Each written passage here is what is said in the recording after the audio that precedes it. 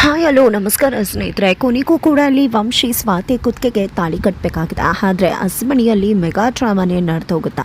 ಹಸಮಣಿ ಮೇಲೆ ಕೂತ್ಕೋಬೇಕಾಗಿರೋ ವಂಶಿ ಬದಲಾಗಿ ನಿತಿನ್ ಕೂತ್ಕೊಂಡು ಸ್ವಾತಿ ಕುತ್ತಿಗೆಗೆ ತಾಳಿ ಕಟ್ತಾರಾ? ಏನಾಯಿತು ಏನು ಕಥೆ? ಇದು ಎಲ್ಲವನ್ನೂ ಕೂಡ ತಿಳ್ಕೋಬೇಕು ಅಂದರೆ ಈಗಲೇ ನಮ್ಮ ಈ ಚಾನಲ್ನ ಸಬ್ಸ್ಕ್ರೈಬ್ ಮಾಡಿ, ಹಾಗೆ ಒಂದು ವಿಡಿಯೋವನ್ನು ಪೂರ್ತಿಯಾಗಿ ನೋಡೋದನ್ನು ಯಾವುದೇ ಕಾರಣಕ್ಕೂ ಕೂಡ ಮರಿಬೇಡಿ. ಇಲ್ಲಿ ವಂಶಿ ನಿಜಕ್ಕೂ ಕೂಡ ಸ್ವಾತಿನ ಇಷ್ಟಪಟ್ಟು ಮದುವೆ ಆಗಿಲ್ಲ, ಸ್ವಾತಿ ಕೂಡ ವಂಶಿನ ಇಷ್ಟಪಟ್ಟು ಮದುವೆ ಆಗಿಲ್ಲ. ಆದರೆ ಎಲ್ಲರೂ ಮುಂದೆ ಸ್ವಾತಿ ಮತ್ತು ವಂಶಿ ಲವ್ ಮಾಡಿ ಮದುವೆ ಆಗಿದ್ದಾರೆ ಅನ್ನೋ ರೀತಿಯಲ್ಲಿ ಪೋಟ್ರೆ ಮಾಡ್ತಿದ್ದಾರೆ. ಇದು ನಿಜಕ್ಕೂ ಸಾಕಷ್ಟು ಜನರಿಗೆ ಕನ್ಫ್ಯೂಷನ್ ತರಿಸಿದೆ. ಅದರಲ್ಲೂ ಕೂಡ ಇಲ್ಲಿ ರಾಗಿಣಿ ಹಾಗೆ ಅವರ ತಂದೆ ಅತ್ತೆ ಎಲ್ರಿಗೂ ಕೂಡ ತಲೆ ಕೆಡಿಸ್ಬಿಟ್ಟಿದೆ. ಇದರ ನಡುವೆ ನಿತಿನ್ಗೆ ವಂಶಿನೇ ಸ್ವಾತಿ ಮದುವೆ ಆಗಿರೋ ಹುಡುಗ ಅನ್ನೋದು ಗೊತ್ತಾಗುತ್ತೆ. ಜಸ್ಟ್ ಒಂದು ವಾರದಲ್ಲಿ ಸ್ವಾತಿ ಈ ರೀತಿಯಾಗಿ ಮತ್ತೊಬ್ಬರನ್ನ ಲವ್ ಮಾಡಿ ಮದುವೆ ಆಗೋದಕ್ಕೆ ಹೇಗೆ ಸಾಧ್ಯ ಅನ್ನೋ ಒಂದು ಕ್ವೆಶ್ಚನ್ ನಿತಿನ್ ತಲೆಯಲ್ಲಿದೆ. ಅದೇ ಒಂದು ಪ್ರಶ್ನೆಯನ್ನು ಸ್ವಾತಿ ಮುಂದಿಡ್ತಾನೆ. ನಿತಿನ್ ಕೂಡ, ಹೇಳು ಸ್ವಾತಿ, ದಯವಿಟ್ಟು ನೀನು ಮದುವೆ ಆಗಿದೆಯಾ ವಂಶಿನ? ನಿಜವಾಗ್ಲೂ ಪ್ರೀತಿಸಿ ನೀನು ಮದುವೆ ಆಗೋದಕ್ಕೆ ಸಾಧ್ಯನಾ? ಹೀಗಿದೆಲ್ಲ ಜಸ್ಟ್ ಒಂದು ವೀಕಲ್ಲಿ ನಡೆದು ಹೋಗೋದಕ್ಕೆ ಸಾಧ್ಯ ಅಂತ ಪ್ರಶ್ನೆ ಮಾಡ್ತಿದ್ದಾನೆ ನಿತಿನ್. ಈ ಕಡೆ ಸ್ವಾತಿಗೆ ಏನು ಹೇಳಬೇಕು ಅಂತಲೇ ಗೊತ್ತಾಗ್ತಿಲ್ಲ. ಈ ಕಡೆ ನಿತಿನ್ ತನಗೋಸ್ಕರ ಮದುವೆ ಮನೆಯಿಂದ ತನ್ನ ತಂದೆ ತಾಯಿಯ ವಿರುದ್ಧ ನಿಂತು ಅಲ್ಲಿಂದ ಎದ್ದು ಬಂದಿದ್ದಾನೆ. ಆದರೆ ಇವತ್ತು ನೋಡಿದ್ರೆ ನಾನು ವಂಶಿ ಅವ್ರನ್ನ ಮದುವೆ ಆಗಿದ್ದೀನಿ ಅಂತ ಹೇಳ್ತಿದ್ದೀನಿ. ಎಲ್ಲ ಸತ್ಯನ ಕೂಡ ಹೇಳಿಬಿಡ್ಲಾ ಅಂತ ಅಂದ್ಕೊಂಡಿದ್ದೆ.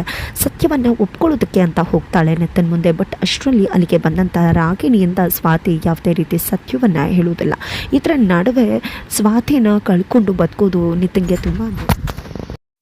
ತುಂಬ ಅಂದರೆ ತುಂಬ ಕಷ್ಟ ಆಗ್ತದೆ. ಹಾಗಾಗಿ ಇಲ್ಲಿ ನಿಜವಾಗ್ಲೂ ಕೂಡ ಬದುಕಿದ್ದು ಸತ್ತ ಹಾಗೆ ನಿತಿನ್ನ ನಡ್ಕೋತಿದ್ದಾರೆ. ನಿತಿನ್ನ ಈ ನಡವಳಿಕೆಯಿಂದ ಸ್ವಾತಿಗೆ ಏನಾದರೂ ಆಗಿಬಿಡಬಹುದೇನೋ ಅಂತ ಹೇಳಿ ಭಾವ ಕುಮಾರ್ ಅವರು ತುಂಬಾ ಚುಡುಪಡಿಸ್ತಿದ್ದಾರೆ. ಅದೇ ಕಾರಣಕ್ಕೆ ತನ್ನ ಮನಸ್ಸಿನ ವೇದನೆಯನ್ನು ಇಲ್ಲಿ ನಿತಿನ್ ಕುಮಾರ್ ಅವರ ಹತ್ರ ಹೇಳ್ಕೊಂಡಾಗ ಇಲ್ಲಿ ಕುಮಾರ್ ನನಗೆ ಅರ್ಥ ಆಗುತ್ತೆ, ನೀನು ತುಂಬ ಪ್ರೀತಿ ಮಾಡ್ತಿದ್ಯಾ ಅಂತ.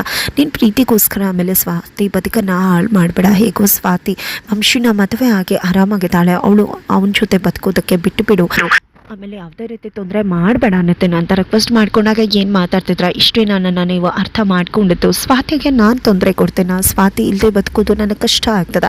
ಹಾಗಂದು ಮಾತ್ರಕ್ಕೆ ಸ್ವಾತಿ ಜೀವನನ ಹಾಳು ಮಾಡುವಂಥವನಲ್ಲ ನಾನು ಅಂತ ಹೇಳ್ತಿದ್ದಾರೆ. ಈ ಕಡೆ ಪಶುಪತಿ ಒಂದು ಮನೆ ಹುಡುಗನೇ ವಂಶಿ ಅನ್ನೋ ವಿಷಯ ಸ್ವಾತಿ ಫ್ಯಾಮಿಲಿ ಗೊತ್ತಾಗುತ್ತೆ. ಇದರಿಂದ ನಿಜವಾಗ್ಲೂ ಅವರು ಕೂಡ ಚಿಡುಪಡಿಸ್ತಿದ್ದಾರೆ. ಬೆಂಕಿಯಿಂದ ಬಾಂಡ್ಲಿಗೆ ಬಿದ್ದಾಗ ಆಗಿದೆ ಅಂತ ಹೇಳಿ ಅವರ ಮನೆಯವ್ರಿಗೆ ಅನ್ನಿಸ್ತದೆ. ಅಲ್ಲಿಂದ ಇಲ್ಲಿಗೆ ಬಂದು ಇಲ್ಲಿ ನೋಡಿದ್ರೆ ಪಶುಪತಿ ಮನೆಗೆ ಸೊಸೆ ಆಗಿದ್ದಾಳಲ್ಲ, ಏನು ಮಾಡೋದಪ್ಪ ಅಂತ ಚುಡಪಡಿಸ್ತಿದ್ರೆ ಅಲ್ಲಿ ಆಲ್ರೆಡಿ ಪಶುಪತಿ ಬೆಂಕಿಯಿಂದ ಆಲ್ರೆಡಿ ಜ್ವಾಲಾಮುಖಿಗೆ ಬಿದ್ದಾಗ ಆಗಿದೆ ಅವಳ ಗತಿ. ಇನ್ನೂ ಆ ವಂಶಿ ಜೊತೆ ಅವಳ ಬದುಕು ನಿಜವಾಗ್ಲೂ ದುಸ್ತರವಾಗಿಬಿಡುತ್ತೆ ಅಂತ ಹೇಳಿ ಸ್ವಾತಿ ಮನೆಯವರನ್ನು ಪಶುಪತಿ ಹೆದರಿಸಿದ್ದಾರೆ. ಈ ಕಡೆ ಪಶುಪತಿ ಕೂಡ ತುಂಬ ಅಂದರೆ ತುಂಬ ತಲೆ ಕೆಡಿಸ್ಕೊಂಡ್ಬಿಟ್ಟಿದ್ದಾರೆ. ಏನಪ್ಪ ಇದು, ನಿತಿನ್ನ ಲವ್ ಮಾಡಿದ್ಲು ಸ್ವಾತಿ, ಇವರಿಬ್ಬರು ಚಿಕ್ಕಮಂಗ್ಳೂರಲ್ಲಿದ್ದರು, ಅಂಥದ್ರಲ್ಲಿ ಇಲ್ಲಿ ವಂಶಿ ಬೆಂಗಳೂರಲ್ಲಿದ್ದು. ವಂಶಿ ಮತ್ತು ಸ್ವಾತಿ ಮದುವೆ ಆಗೋದಕ್ಕೆ ಹೇಗೆ ಸಾಧ್ಯ? ಅದರಲ್ಲೂ ಲವ್ ಮ್ಯಾರೇಜ್ ಅಂತ. ಲವ್ ಮ್ಯಾರೇಜ್ ಆಗೋದಕ್ಕೆ ಹೇಗೆ ಸಾಧ್ಯ? ನಿಜವಾಗ್ಲೂ ನಿತಿನ್ ಮತ್ತು ಸ್ವಾತಿ ನಡುವೆ ವಂಶಿ ಹೇಗೆ ಬಂದ? ಏನೊಂದು ಅರ್ಥ ಆಗ್ತಿಲ್ವಲ್ಲ ಅಂತ ನಿಜವಾಗ್ಲೂ ಕುಡಿತಕ್ಕೆ ದಾಸ ಆಗಿಬಿಟ್ಟಿದ್ದಾರೆ ಪಶುಪತಿ. ತನ್ನ ಮಗಳು ರಾಗಿಣಿಗೆ ಕಾಲ್ ಮಾಡಿದೆ, ದಯವಿಟ್ಟು ಆದಷ್ಟು ಬೇಗ ಅಲ್ಲಿ ಏನಾಗಿದೆ ಮದುವೆ ವಿಷಯದಲ್ಲಿ ಏನಾದರೂ ಗುಟ್ಟು ಅಡಗಿದೆಯಾ ಎಲ್ಲವನ್ನ ಕೂಡ ತಿಳ್ಕೊಂಡು ಹೇಳು ಮಗಳ, ಇಲ್ಲ ಅಂದರೆ ಖಂಡಿತ ನಾನು ಹುಚ್ಚನಂತ ಆಗ್ಬಿಡ್ತೀನಿ ಅಂತ ಪಶುಪತಿ ಹೇಳಿದ್ದಾರೆ.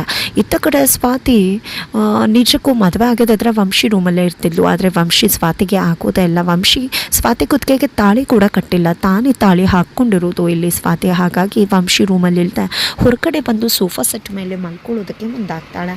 ಈ ಕಡೆ ಸ್ವಾತಿ ಮಲ್ಕೊಂಡಿರ್ಬೇಕಿದ್ರೆ ಅಲ್ಲಿಗೆ ರಾಗಿಣಿ ಬರ್ತಾಳೆ. ರಾಗಿಣಿ ಬಂದದ, ಏನದು ಸ್ವಾತಿ, ನೀನು ಮದುವೆ ಆದಮೇಲೆ ಗಂಡನ ರೂಮಲ್ಲೆಲ್ಲ ಇರಬೇಕು, ಯಾಕೆ ನಿಮ್ಮ ಮನೆಯವರು ಹೇಳ್ಕೊಟ್ಟಿಲ್ವಾ ನಿನಗೆ ಗಂಡನ ರೂಮಲ್ಲಿ ಇರಬೇಕು ಅಂತ?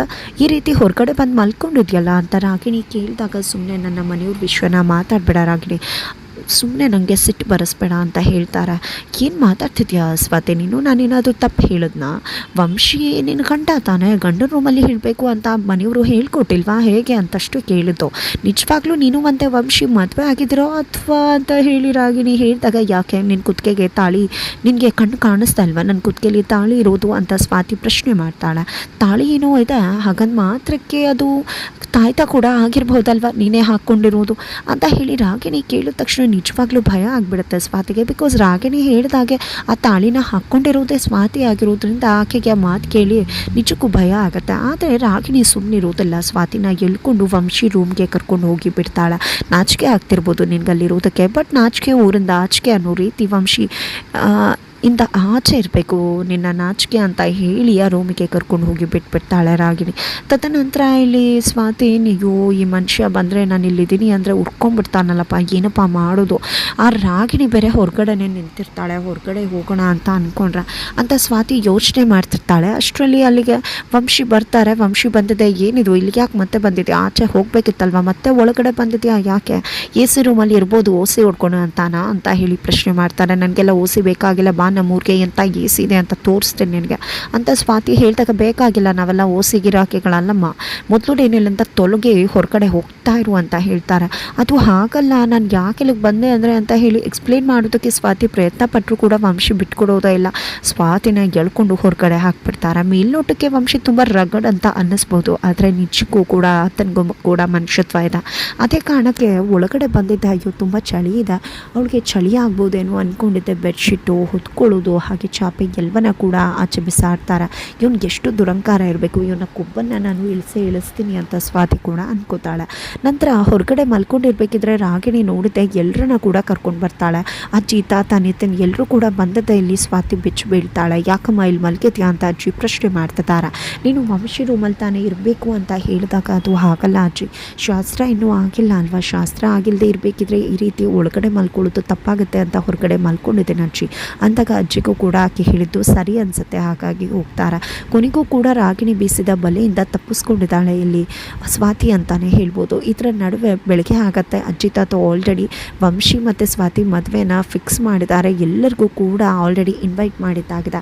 ಈ ಕಡೆ ಮೊಮ್ಮಗ ವಂಶಿಗೆ ಅದೇ ವಿಷಯವನ್ನು ಅಜ್ಜಿ ತಾತ ಹೇಳ್ತಾರೆ. ಬಟ್ ಈ ಒಂದು ವಿಷಯನ ಕೇಳಿದ್ದೆ ಸ್ವಾತಿ ಮತ್ತು ವಂಶಿ ಇಬ್ಬರು ಕೂಡ ಶಾಕ್ ಆಗ್ತಾರೆ. ಇಲ್ಲ ಇದು ಸಾಧ್ಯನೇ ಇಲ್ಲ ಅಂತ ಹೇಳಿ ಪಟ್ಟಿಟ್ಕೊಂಡು ಕೂತ್ಕೊಂಡಾಗ ಇದು ಆಗಲೇಬೇಕು ಅಂತ ಅಜ್ಜಿ ತಾತ ಕೂಡ ಪಟ್ಟಿಟ್ಕೊಂಡು ಕೂತ್ಕೋತಾರೆ. ಅಜ್ಜಿ ತಾತನಿಗೋಸ್ಕರ ವಂಶಿ ಒಪ್ಕೋತಾರೆ. ಬಟ್ ಸ್ವಾತಿಗೆ ಏನು ಮಾಡಬೇಕು ಗೊತ್ತಾಗ್ತಿಲ್ಲ. ಆಗ ವಂಶಿ ಮತ್ತು ಸ್ವಾತಿ ಇಬ್ಬರು ಕೂಡ ಒಂದು ಡೀಲಿಗೆ ಬರ್ತಾರೆ. ತಾಳಿ ಕಟ್ಟಬೇಕಿದ್ರೆ 3 ಗಂಟೆ ಹಾಕೋದೇ ಬೇಡ, ಆಗ ಮದುವೆನೇ ಆಗಲ್ಲ ಅಂತ. ಸರಿ ಆಯಿತು, ಇನ್ನೇನು ಮಾಡೋದು, ಸಹಾಯ ಮಾಡಿದ್ದಾರೆ, ಒಪ್ಕೊಳ್ಳೇಬೇಕಾಗಿದೆ ಇವರ ಕಂಡೀಷನ್ಗೆ ಅಂತ ಸ್ವಾತಿ ಕೂಡ ಒಪ್ಕೋತಾರೆ. ಅದ್ದೂರಿಯಾಗಿ ಮದುವೆ ಸಮಾರಂಭ ನಡೀತಿದೆ. ಸ್ವಾತಿ ಮನೆಯವ್ರು ಎಲ್ಲರೂ ಕೂಡ ಬಂದಿದ್ದಾರೆ.